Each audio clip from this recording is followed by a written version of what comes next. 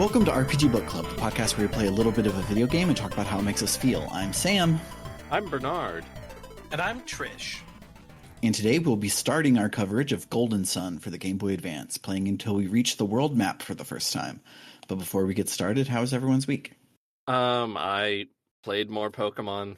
I like Pokemon, as you know, if you've ever listened to a single episode of Victory Lap. Wait, do we talk about that on there? Yeah, sometimes. Basically every time for about an hour and a half each time. Yeah. What else? I made a really good post about Pokemon today, I think, on Blue Sky. The caption is, Game Freak surprising us with the second Pokemon Legends game not being set in the past like Arceus was, and is a clip from Breaking News of Mike Trapp saying that his next time travel destination is France right now. That's really good. That's very good. So yeah, that's about it for me, I think. I don't know. What about you, Trish? How was your week? My week's been a little up and down, but mostly good. Changed at work is that we're currently, I don't remember if I brought this up on a previous podcast. If I have, I apologize. We started weeding out the collection now that our library director's gone. We don't have a new library director, but we have a triumvirate of the most experienced / highest in rank people working together, and they're like, yay, we can start getting rid of the books because the library is too full for new books at this point. So the current method to the madness is anything that hasn't been checked out in 10 years is going.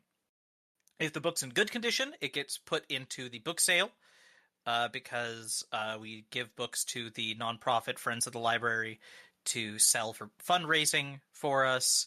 And if it isn't in good condition, we just recycle it. Or if you're me and you like it, you take it for free, which I've done a bunch of times. And I've also bought a number of these books. I can just set them aside and be like, I want this one. We have reached a point now, even though we're having we always have the book sale happening downstairs with just a couple hundred books down there out and available for people to get.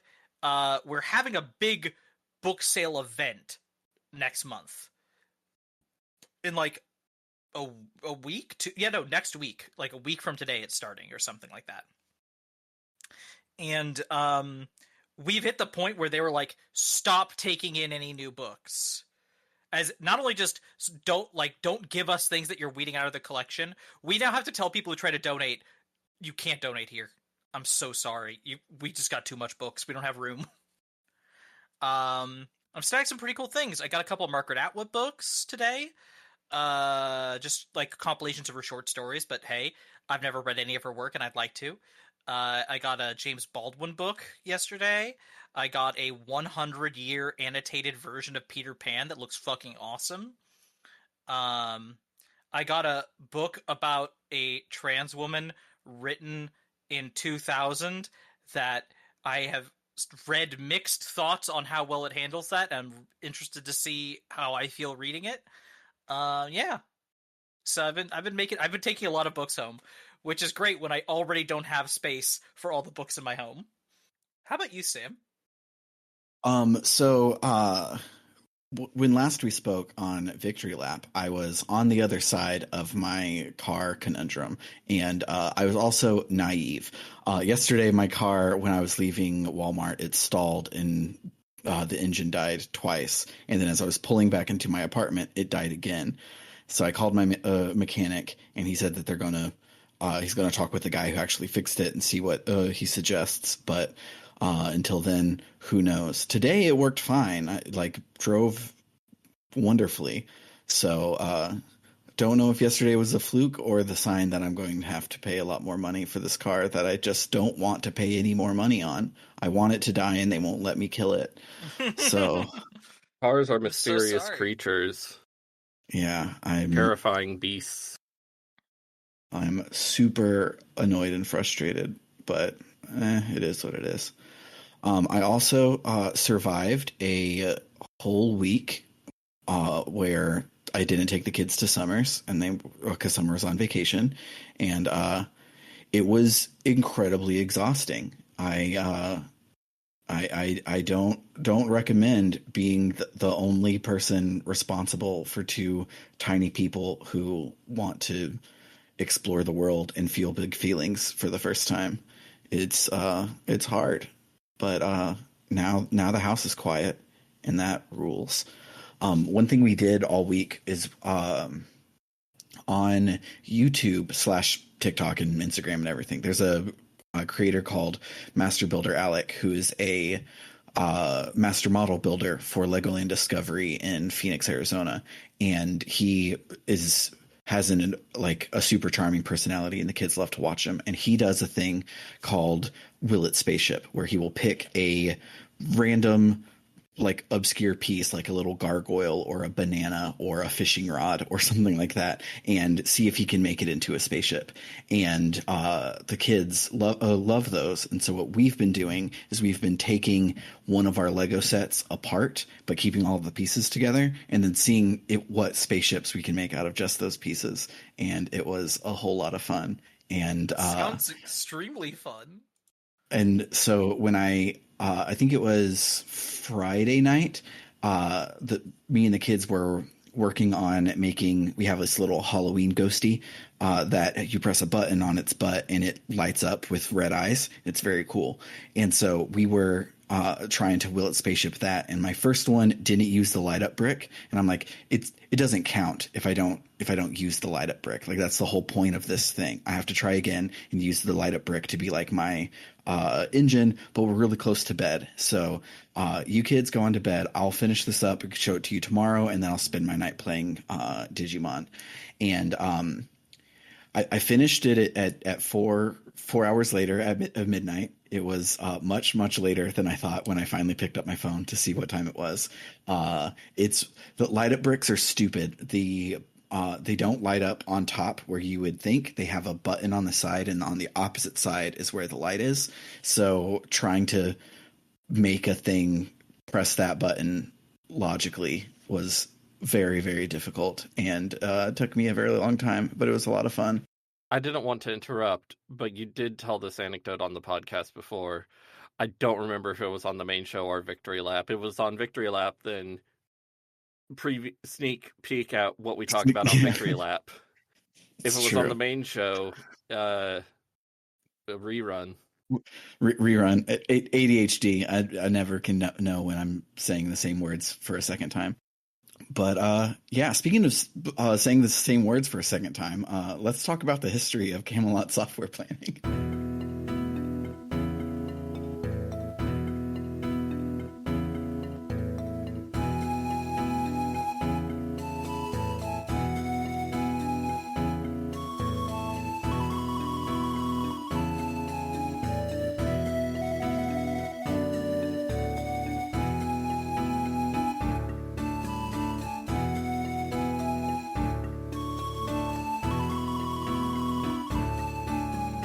As I alluded to, I have covered 2 Camelot games on the JRPG canon at this point. I don't know if both of them have been posted, but I have done it twice. And the history of Camelot software planning is kind of nuts, and it makes total sense if you actually play the games. But if you're a business dude who cares about like the chain of title and shit like that, like the editors of Wikipedia are, it's super confusing. But if you think that Camelot software planning is just the brothers Takahashi, who are the president and vice president of the company, everything makes sense. So I will be referring to the brothers Takahashi as the spiritual Camelot, and I will refer to them as Camelot. But the business entity Camelot Software Planning will be CSP, because it'll make sense as I go through. That's how I'm cutting this down into a much smaller section than I was on the JRPG canon. Camelot's first game was Shining in the Darkness, made by Climax Entertainment in 1991 for the Sega Genesis.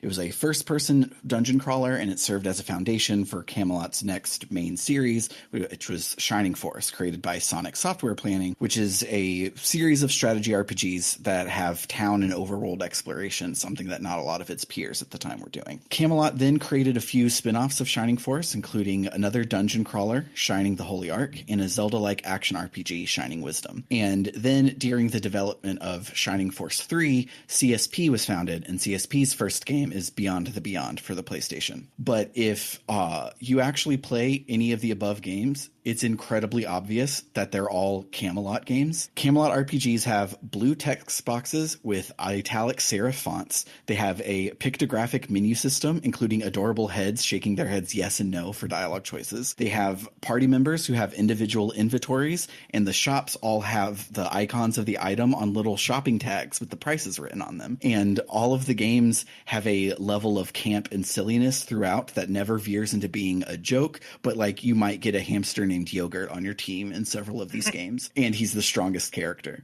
that sort of thing. And they have an interesting version of, I don't know what you call it, the little blips that they make when they talk, the animalese. Mm-hmm. They all sound the same, and I love it. Yeah. So every Camelot RPG feels like more of the same series, more than the Final Fantasy series does.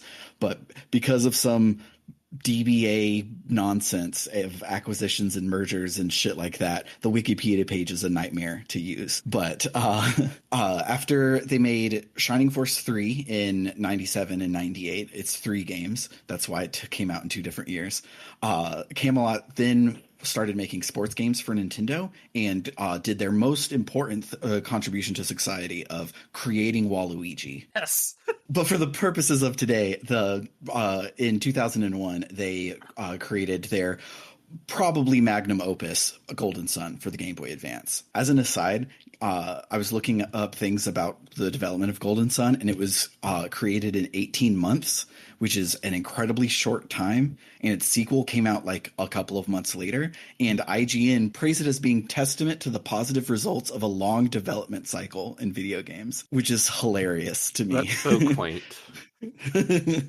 So Golden Sun was originally planned to be one big Chongus game for the N64, but because the GameCube was coming out in like a week and a half, they decided to instead make it 2 smaller Chongus games for the Game Boy Advance. The reason that I say that it's probably their magnum opus is it kind of is a culmination of every game that they had made so far.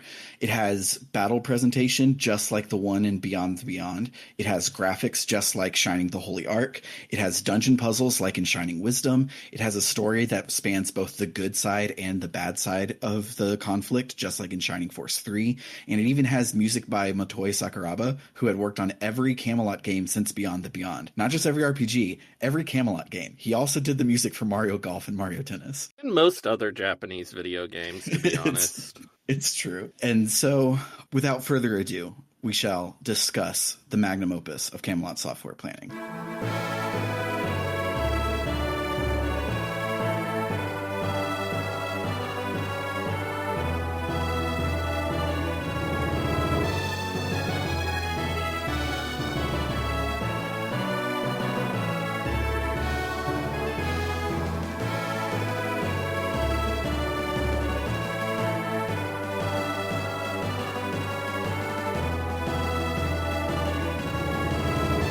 The game starts and you are asked to name your named character, whose default name is Isaac.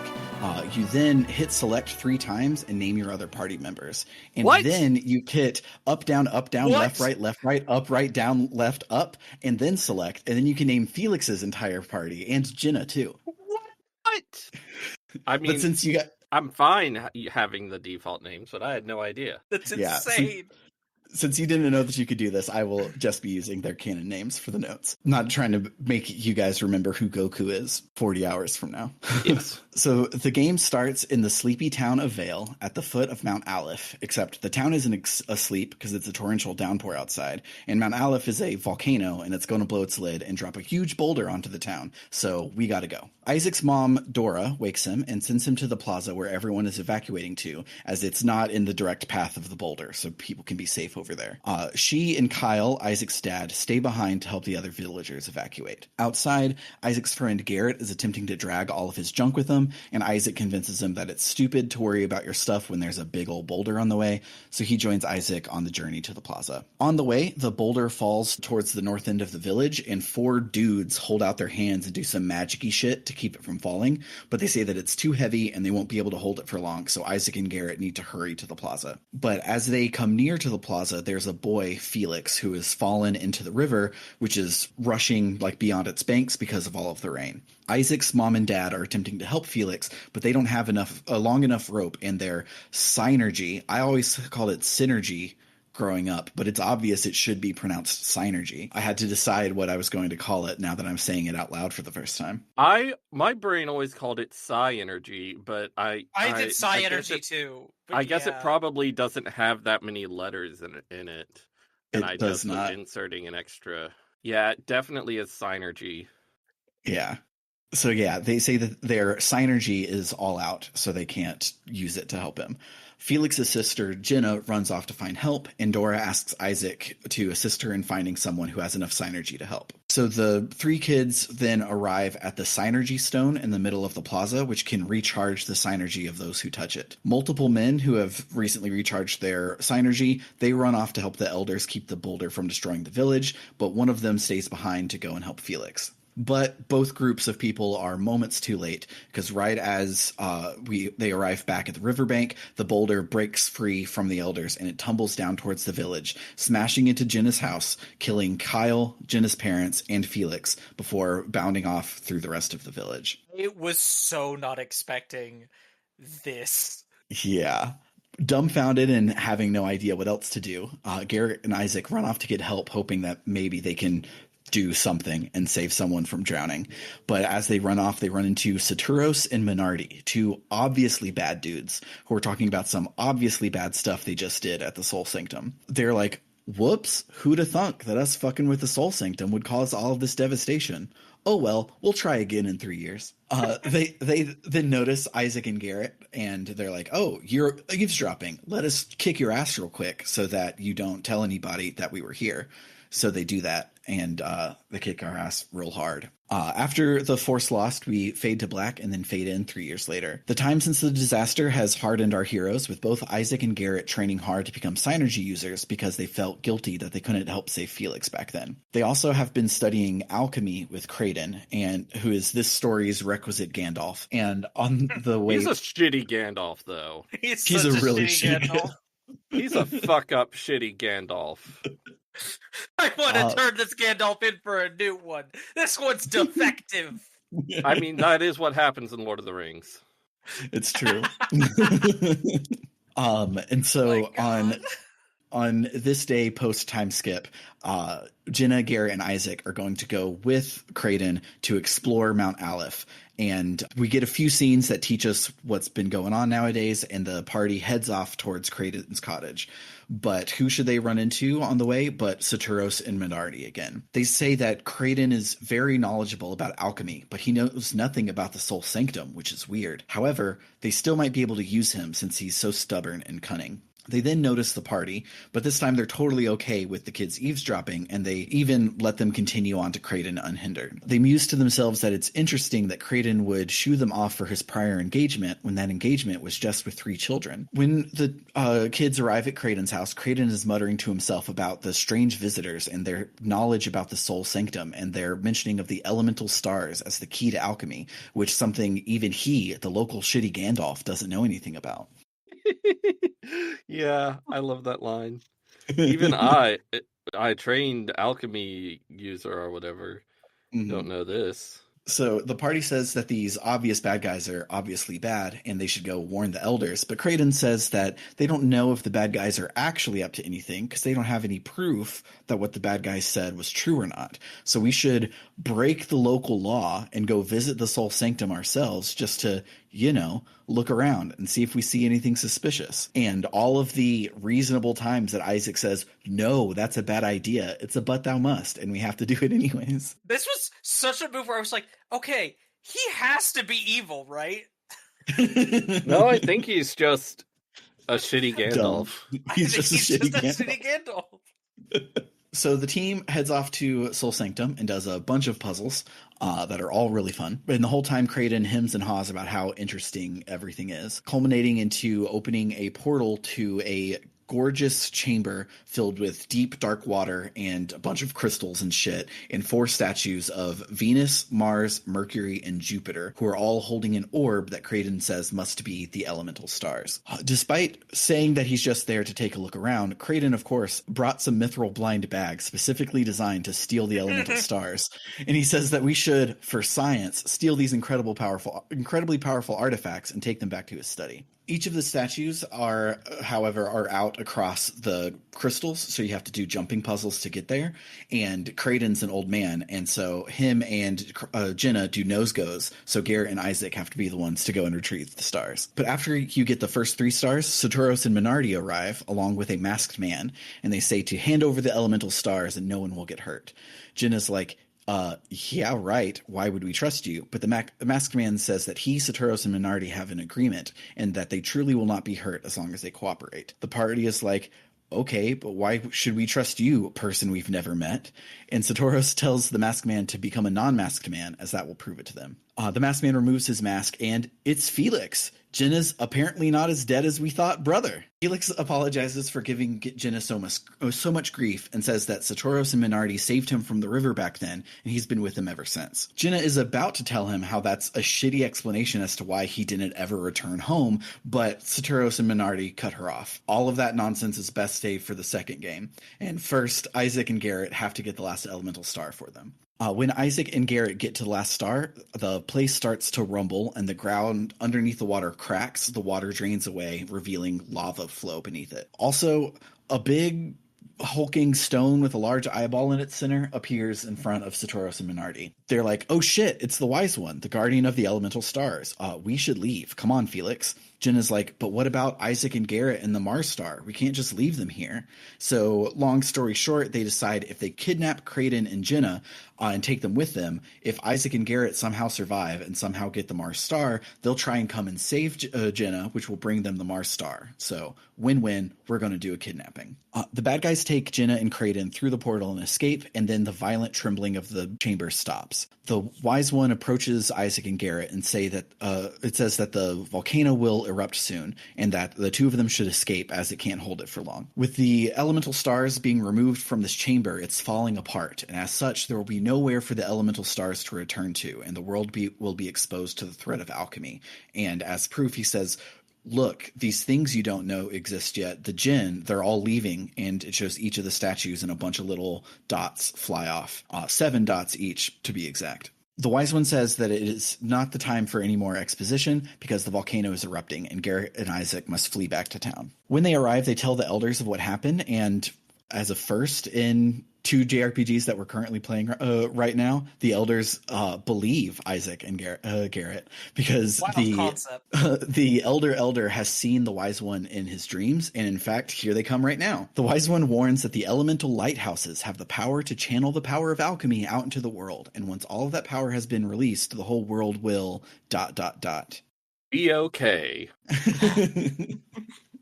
The party asks if the wise one wants them to retrieve the elemental stars, but it says that instead it is up to us. We can save the world or destroy it, and the only ones who can make that choice is Garrett and Isaac. Garrett, head empty, so Isaac has to decide. So Isaac says, fuck that, and flees the village, and credits. Y'all thought this was a long cast, but it's a short cast, baby. The end. That's the end of the game. Like, literally, that's the bad ending. If you say no, you do get the credits. It's fantastic. That's delightful. Yes.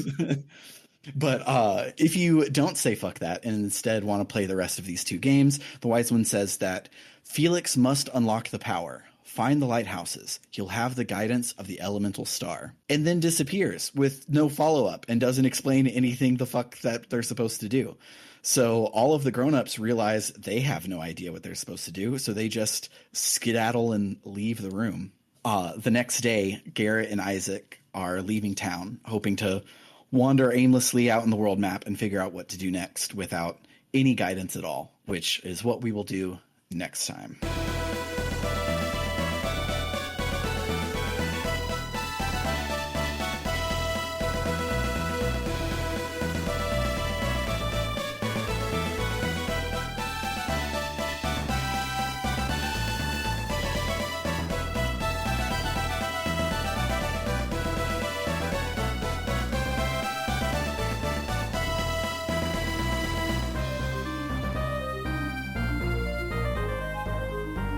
I'm not entirely sure if I'm supposed to make sure the elemental lighthouses get lit or prevent them from getting lit.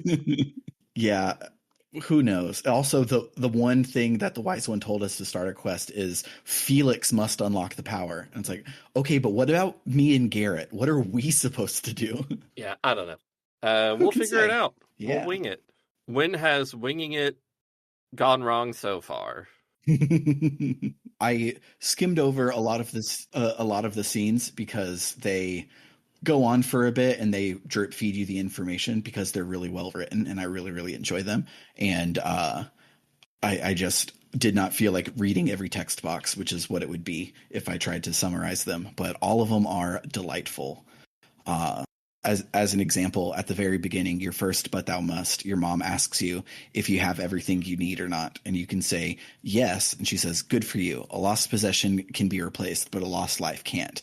But then if you say no, she goes, "Well, I'm sorry, we don't have any time. You'll have to leave it behind," and continues on down below.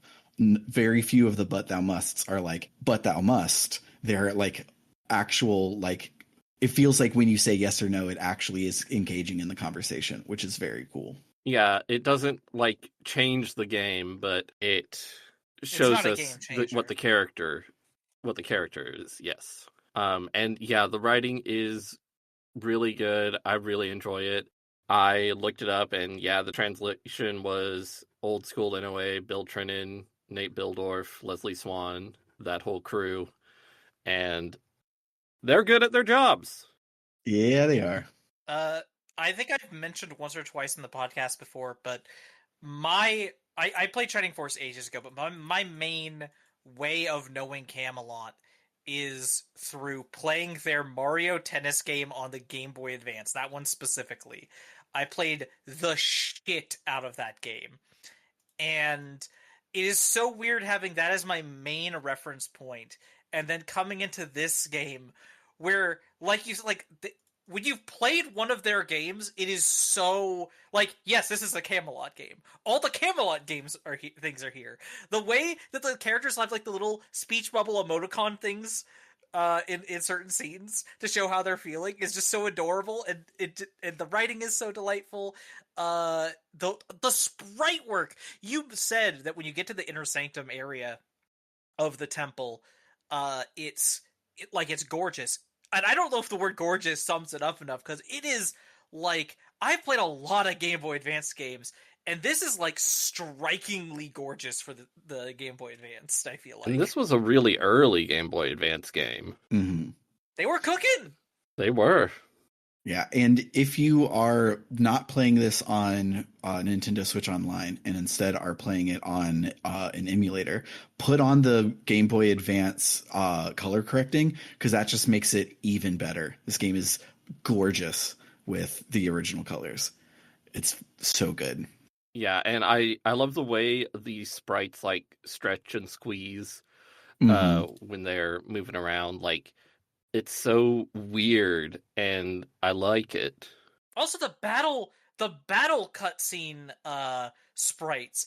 I was not expecting this sort of look for what the battles would look like, and it feels very like, I don't want to say unique, because I think maybe that word's too strong, but it's definitely striking. It definitely feels different from what a lot of other JRPGs do for this sort of thing. And then besides that, in general, the biggest thing I can think of as like a way to compare this to other games is just, it gives me really strong Dragon Quest vibes in the most positive way I can possibly say that. Like, I love Dragon Quest, and this has got like, I just play this and I'm like, ooh, I'm on a fun adventure. We're like, yeah, the world, bad things are happening, and this is going to be rough points, but we're going to make it. It'll be okay. I don't know how long the optimism will last, but you know. Yeah, I had a blast the entire time playing it. One thing that I don't have a blast with, though, is although this is a Dragon Quest, it's a Final Fantasy 1.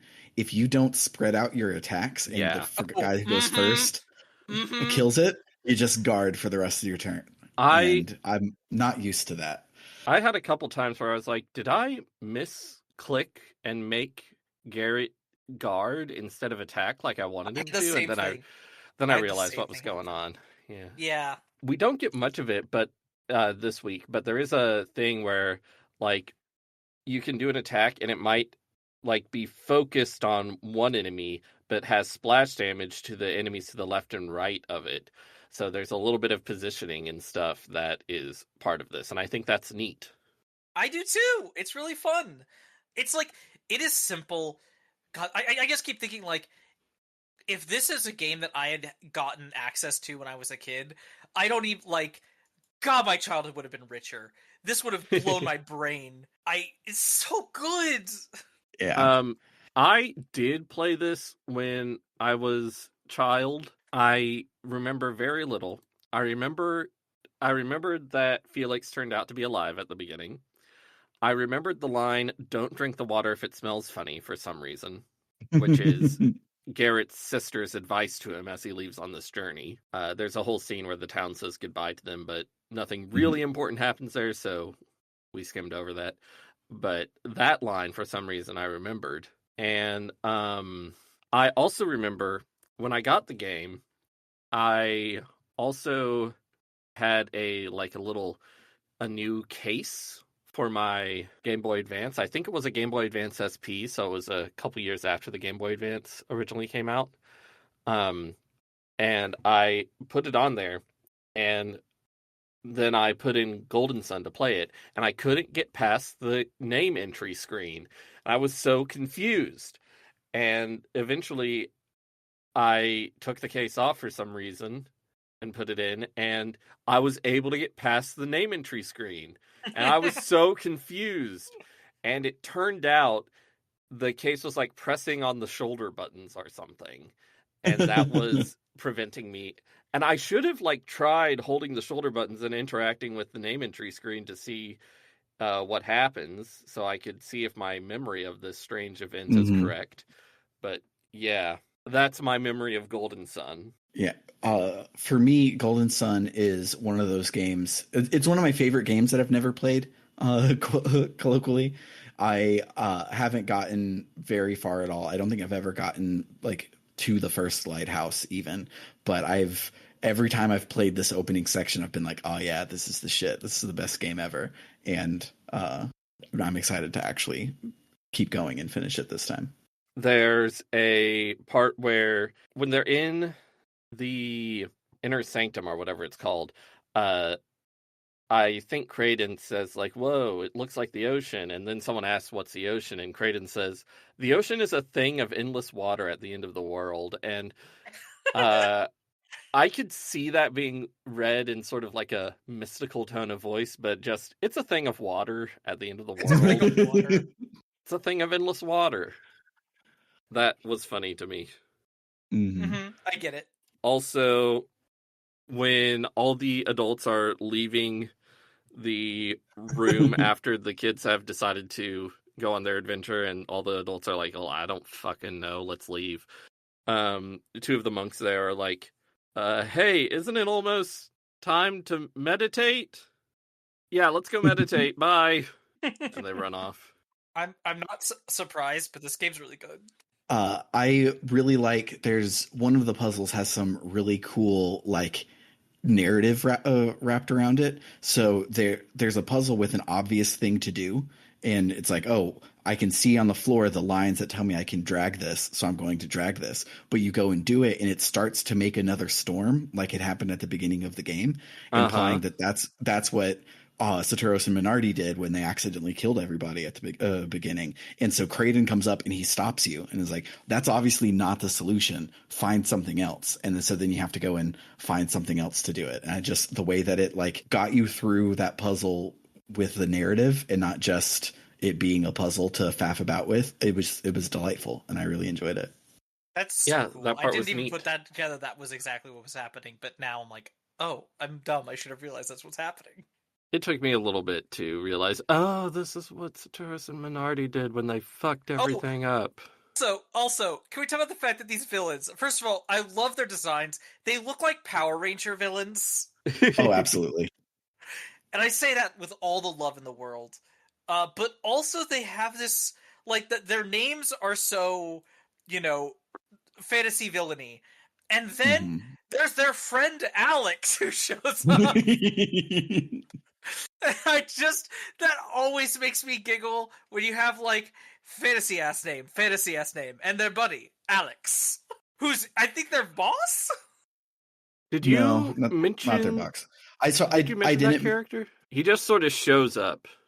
Yeah, there's not really a reason that he shows up except for us to remember that there's a character named Alex. He doesn't do anything. Like, he literally shows up to carry the elemental stars the last 5 feet from Garrett to Satoros and Minardi, and then at the end he's the one that says, "Oh, we should kidnap him." And yeah, so he like warps in, and I'm like, couldn't you just warp to the elemental star? No. Couldn't you just take the mystical mithril sack from us and then go to the star yourself? Yeah, this game rules. I like how we've been sort of alternating playing awesome bangers and playing weird games. Like we're doing, I forget the exact order of things, but like we're doing Live Alive, Drakengard, Clair Obscure, Folklore, Golden Sun. I think it's a good rhythm. Play something really awesome. Play something that's a little weird. Mm-hmm. A little funky. So I was just about to bring up, when we were talking about Satoros and Minardi, how they are the like archetypical like guy and girl bad guys that are wrapped up in the bigger bad guy thing. But I realized that's not an archetype. That's just a thing that happens in Magi Nation. And I'm a cousin gamer, and therefore that's one of my favorite games of all time. Yeah, they are incredibly like the 2 main recurring bad guys in Magi Nation for the Game Boy Color. That game we all know and love. Yeah, I've definitely heard of it before. Because I don't ever shut up about it. Yep. Was Magi Nation based on something, or was it part of a big transmedia thing? Or it was based on a trading card game. Okay, that's right. Right.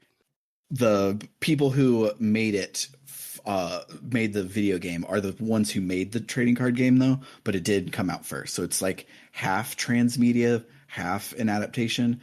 But the anime sucks. Don't fucking watch the anime. It's literal garbage. That's coming from you. That's coming from me. So you know how that is. I love Game Boy Advance graphics. Same. They're so good. I also love how we have that scene after the time skip where Isaac is repairing the roof, and he's like on the roof. It's like a thatched roof, and he has like the straw or whatever the roof is made out of, and he like uses Synergy to pick it up and move it 5 inches and put it down on the hole. And I'm like, you really could have just used your hands to do that. You know what it feels like? It's like that. I say this because it's a trope. I've never experienced this, but I'm aware of it from media. When a teen gets the ability to drive, and all of a sudden they're like, "Hey, you want me to go go get this thing?" It's like, that is 2 blocks away. You don't need to drive there. I wouldn't know, because I grew up in sort of rural Texas where you do need to drive to get anywhere. And I didn't learn how to drive, so. What else? There's just a lot of fun little characterful interactions. Did we mention during recording the roadblock that keeps you from going where you're not supposed to go? No, the puppies! Yeah, you try to go a certain way, and there are 3 dogs walking around in a circle, and the text says, "There are some puppies playing over there. We should let them be." So you cannot pet the dog. Nope. That's amazing. It's so good. What's the one in Mother 3? Like, there are ants? There's some ants, and you don't want to squish them, so you best not go over here. Yeah. There's a reference to that in our next big knife game. That's very true. It's not actually gating anything. It's just, there's a place where you're like, I want to go there. And it's like, no, you can't go there. And you can't go there later. You can't go there. You just can't go there. Video games are fucking good. I love video games. Most of them. Many too. Of them.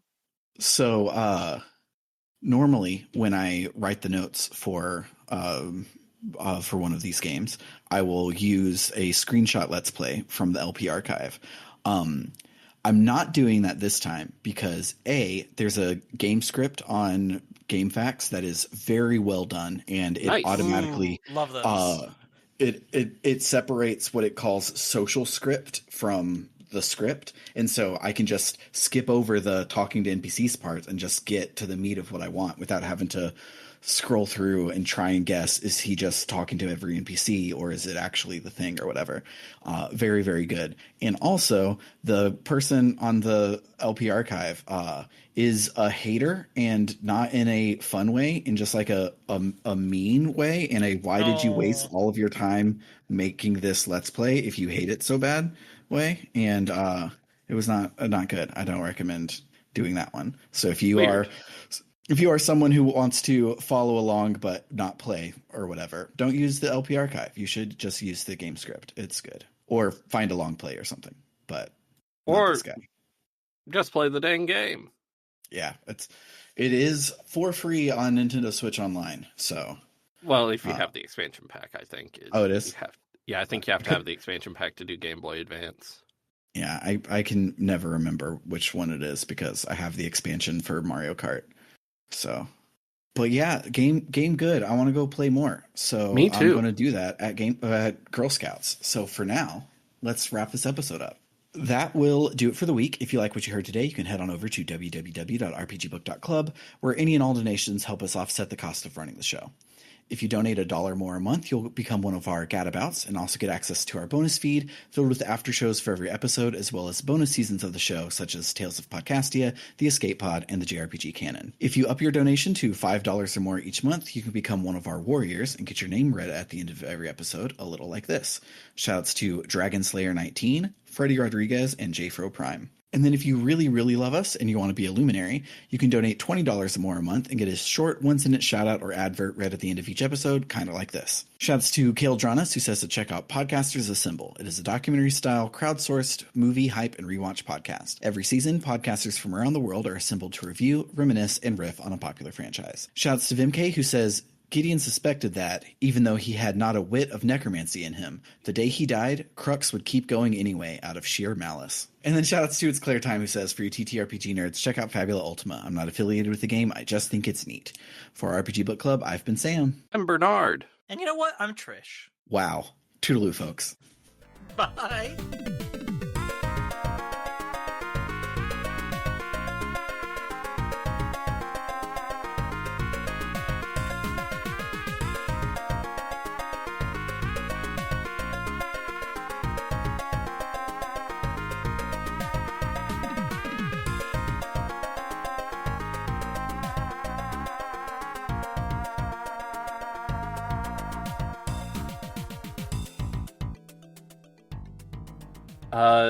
Turns out Golden Sun has a multiplayer mode. It does? Yeah. The back of the box says, go head-to-head with a friend, link up a Game Boy Advance Game Link cable sold separately, and square off your parties in a no-holds-barred battle. That's cool. I love how often they did that with Game Boy Advance games in ways that feel unnecessary but are fun. I wish I wasn't emulating it so that we could do battle mode on Nintendo Switch Online. Yeah.